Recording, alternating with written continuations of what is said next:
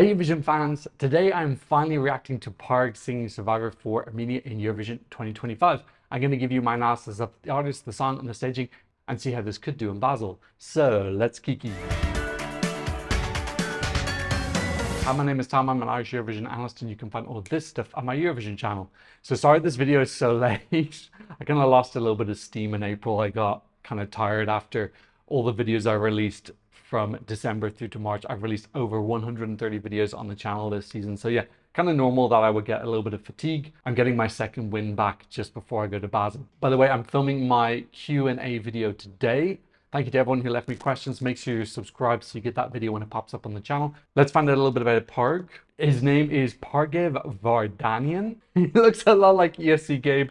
I was on ESC Gabe's live stream recently and everyone was spamming the chat with Garg and Daddy Garg and Gaddy Garg when he came on. Yeah, they do look a little bit similar. He's a songwriter based in Yerevan. He's 29 or 30, a little bit of mystery there. He's collaborated with Brunette in the past, contestants from 2023. And of course, he won the Armenian national final this year, Debri Evretisel. Let's talk a little bit about that. I don't fully understand the reason that they brought Debri Evretisel back this year, because previously we've been going through internal selections. They've had 3 internal selections in a row, which had done very well. Rosalind, obviously huge hit, coming 20th. Brunette coming 14th. Lada Neva coming 8th. 3 female artists doing incredibly well. Felt like Armenia kind of reinvented this singer-songwriter feel, and they were going to continue with that. So a little bit of a surprise to me when they announced that they were bringing back their national final, which is fine. I think there's nothing wrong with going back to a national final, but I wonder what was the underlying reason for it. Did they want to give the Armenian public more of a say? Did they feel like they wanted to show off artists and kind of come up with a more long-term strategy? Definitely national final is a better long-term strategy than internal selections in general. I have to admit, I found it quite disorganized this year. They announced the national final quite late. Then they said that they weren't going to release the songs. And then I think a day later, they're like, we're releasing the songs. Like really panicky, messy, just came across very disorganized. And then because of that, I didn't have time to react to the songs because I wasn't able to schedule it in. It was all really disorganized. The whole thing just seemed very, very messy, giving chaos vibes behind the scenes. I wish it'd been announced a lot earlier. For example, Montenegro returned to their national final this year, but that just seemed way more organized in general than this. So I didn't watch any of the songs before going to the national final, which was quite a new experience for me. I was very impressed by Simon. He was my winner. I thought that really, really popped. Very exciting and interesting. He won the international jury and the national jury, but then he didn't get enough points in the televote. In the end, that televote winner was Parg, so he won fair and square. But yeah, I'll be honest with you, I think that Simon would have been a more qualifiable package for Armenia. But let's wait and see what he's got. I haven't seen this performance in a while. I'm going to be reacting to the national final performance. I'll leave as much of the original audio and visuals in as I'm allowed. If I need to make changes, I'll put it up onto my Patreon. Okay, I think the songs are the revamp as well. I presume that the revamped version is going to be played over. The song is written by so many people. The song is written by 10 people. 10 people. It took 10 people to write this song. Some of the surnames look Armenian. Joshua Curran, I think that's a Welsh name. And then we've got Peter Bostrom and Thomas Giesen from Sweden. So this is like a party of songwriters. Parg Survivor one, and my secret bang. So he's got like the military style outfit on, which clashes a bit with Calasandro. Okay, going for kind of like a raw in and out camera feel, a little bit of chaos there, which is good, helps him stand out. Vocals are pretty solid. He's going for a slightly rough vocal, which sounds a little bit rocky. I like the scenery behind that. It's actually cool, giving kind of war post-apocalyptic feel. This kind of rappy part's a little bit hard to hear the vocal. The audio was incredible in the contest. I do like some of the visuals though, and the lighting, how it hits his armor sleeve. He's very committed on stage. He's got good poise. It sounds like a very Swedish Melfest rock song to me. I think that's the influence of Bostrom and Giesen. Oh, I like that kind of like move with the camera thing. That's a cool effect. He's getting really up and close to the camera. That could help him differentiate him. He's got to really focus on standing out in semi-final number 2. Oh, this bit. I don't know if I'm mad about this bit. I've forgotten about it. He's great though. He's very committed. I think that he really will give it his all. Song feels like it fits with him and how he likes to perform. The song isn't super like innovative. It's not giving me anything new really. Oh, he's doing a bit of Ireland 2022 or 3. And I like the instruments coming in. Is that a nude? That's really cool. I love that red effect on the ground. That's so pretty. Looks like the color palette is generally red and black. Couple of silvers coming in as well. Yeah, really. This is a cool one. And the red coming in like a little bit reminiscent of Jamala in 2016. This is a good bit now. This feels very kind of impactful. A lot of atmosphere. And he sounds pretty good. I remember watching this and everyone else sounded not great. Nice big note.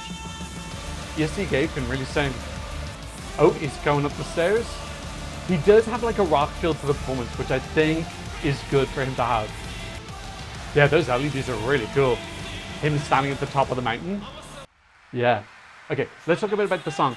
Look, this is a pop song. Don't get me wrong. I don't think this is a rock song at all. It definitely isn't. But it does have something. It kind of gives the illusion of being a bit harder and rockier than it actually is. It's a Thomas Jason rock song. I don't know why I'm so focused on him, but I can really hear his fingerprint the most. I don't really know the other songwriters as well, so I can't talk about their back catalog. But I know Bostrom and Jason really well. This sounds to me like a song from the Melfest Heats. Now, I'm not saying Melfest Reject. Melfest Reject is when you don't make it into the heats. This is a song that makes it into the heats, but then doesn't qualify directly for final or doesn't make it down the Hamstring. So the type of song that would come third, fourth, fifth, sixth in a Melfest heat. That's what it sounds like to me. Well produced, got a little bit of a catchy hook to it. Absolutely nothing new whatsoever. I'm not hearing anything to me that's kind of interesting or unique other than that Armenian part, which to me does sound interesting and unique, because obviously I don't hear that much Armenian music. But yeah, that's the part that feels a little bit special. Otherwise, the song feels solid, well written, but just kind of generic. I'm not getting any wow moments. I'm not getting any risk, really. There is a kind of heavy quasi-rock feel, which I think they need to lean into heavily, because we have no rock songs this year. I think they need to come out of the performance making people think that it's a rock song, even though it isn't, because that's what's going to make them just feel a little bit special, a little bit unique. The song is fine. I don't listen to the song. I don't think it's that strong. I get why he won, though, because as a performer, he's really good. He sells it. He's very committed. He's gone for quite a clear aesthetic in the performance. I like the armor on it. It's giving medieval might in post-apocalyptic, like vague not polka dancing, poke-apocalyptic. I can't even say, you know what I mean. So yeah, like those are kind of cool visuals, giving a tiny bit of Mad Max, a little bit of Total Recall. Yeah, but like I'm not looking at that going, why there's anything new there. It is lots of stuff that's been done before. They've taken influences from other performances, from other stagings, and they've kind of mixed them all together. And it looks great. I'm not saying it looks bad, but I'm just not getting any originality here whatsoever.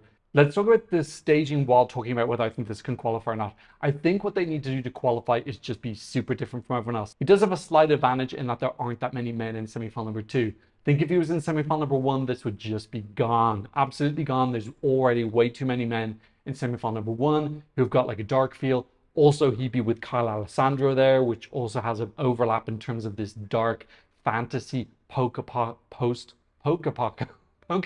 the end of polka dancing is the polka apocalypse. So if he was in semi-final number 1, this would just be so dead in the water. They would just all suffocate each other.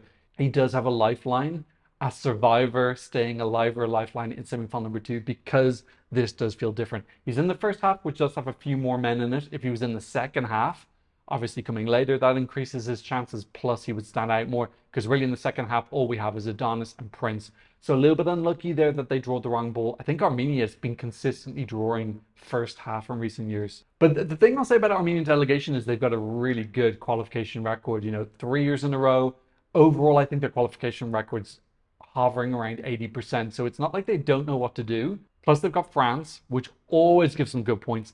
And they've got Georgia. I've been told that apparently Israel could potentially give them good points as well. So he's got some friends in here. There are some things. This feels very 50-50 to me. And I think the thing that's going to tip it over the edge into qualifying or not, obviously one factor is how do other people do? How do his rivals do? I think Adonis could have a little bit of a visual and overlap with him. So how Adonis does could affect this. I think Adonis is going to have quite a cool package because Czech are very good at doing dark and edgy. better than Armenia, I would say. So I don't associate the Armenian staging with being edgy. I expect it with being exciting and entertaining and quite colorful, actually. They use beautiful color palettes. Who else? In the first half, Gojo from Australia is going to be a little bit of competition in terms of bringing fun.